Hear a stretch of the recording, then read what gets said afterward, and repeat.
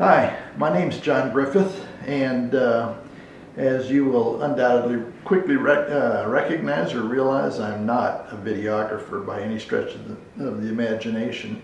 I've patched these few clips together, and the purpose of them is to show you the installation of a new electrical trunk opener and closer for the Model 3. I did the installation yesterday, and I thought I'd share with you what it looks like in operation and to see that it's actually been done here in the US. The kit is made by a company in Hong Kong. It sells retail for somewhere in the $600 to $650 plus shipping range, so it's not an inexpensive kit, but definitely well worth it for the amount of components and engineering that had to go into it. I hope that you enjoyed the video, and if you have questions, put them in the post. I'm going to put this on YouTube and then on Reddit as well, so plus a few other sites. And if you all decide to order it, I believe RPM may start to carry this kit. I don't know for sure, but I know they're talking about possibly carrying it. And if not, you can order it directly from Hong Kong. So with that, I'll go from this to showing you the clips that I made today.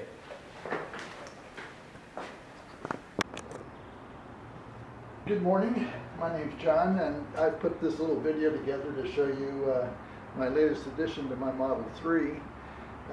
I did this yesterday. I did about 90% of it. For about 10%, I had some help from Mark at RPM Tesla, since I used his parking lot to actually tear this thing apart and to install this. What I've installed is the lift gate. This is an electrical liftgate kit. There's now a button here that you can use to close the door, and also you can use it to set the speed and the height. This is at maximum height, which is what I wanted. So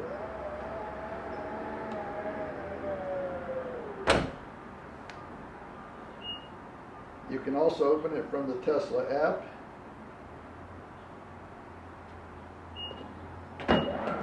What I'm using right now, and you can close it from the app as well.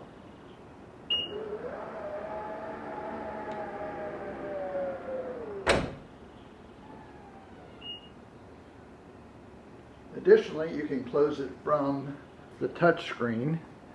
I'm going to just turn this a little bit so that, well, I don't know if you'll be able to see that I'm in there touching the touch screen, but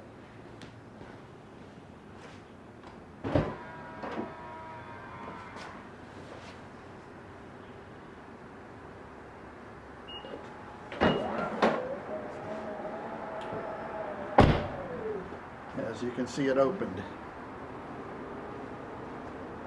and I can come over here and close it.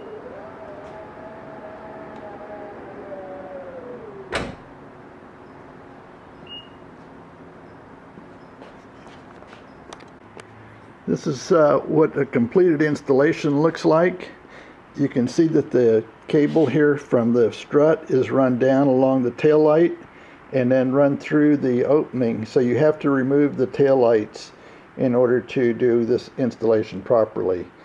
They suggest a shortcut where you would cut a hole through the rubber grommet here on the tube, but I don't recommend that you do that. The taillights are fairly easy to remove, so that's a much easier way.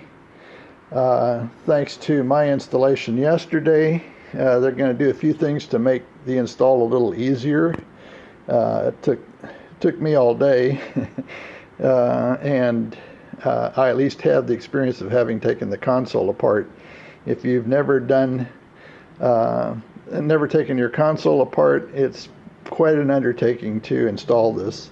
The thing that took the absolute longest, and that was because there were still connectors on the wires, was to run the wires up through this rubber tubing to the trunk. There's two wires that cables that need to be routed up there, and that is quite challenging. I suspect even without the connectors it would be challenging, but with the connectors it was a really difficult task. I would also suggest anyone who's going to do this themselves that they completely do all the disassembly of the trunk area before they start. There's quite a bit of disassembly that needs to be done, and you need it in order to have access to everything. So that's another suggestion.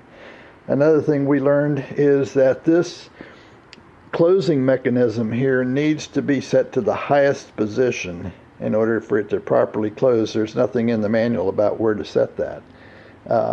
And it will, if it's not, it will sometimes close and sometimes not. So you've got two wires that you need to run all the way to the front. One is that taps the two CAN buses, and one that is for power. And currently we're investigating whether that could be put on switch 12 volt or not. I've got it wired to the battery because after all day I didn't want to mess around, but it's something that you might want to think about.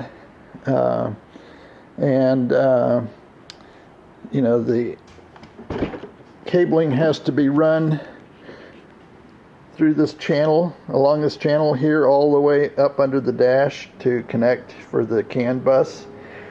They offer, and it comes with a switch that you could add to allow you to close it from inside.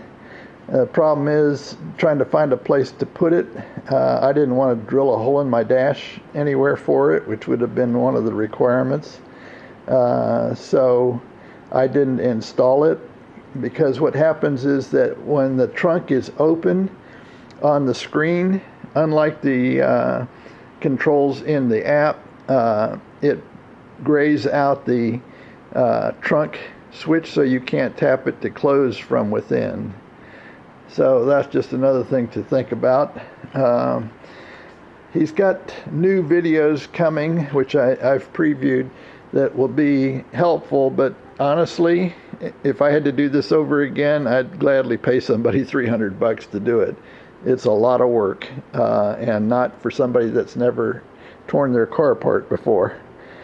I hope this is informative and helpful to you guys, and good luck if you decide to do it yourself.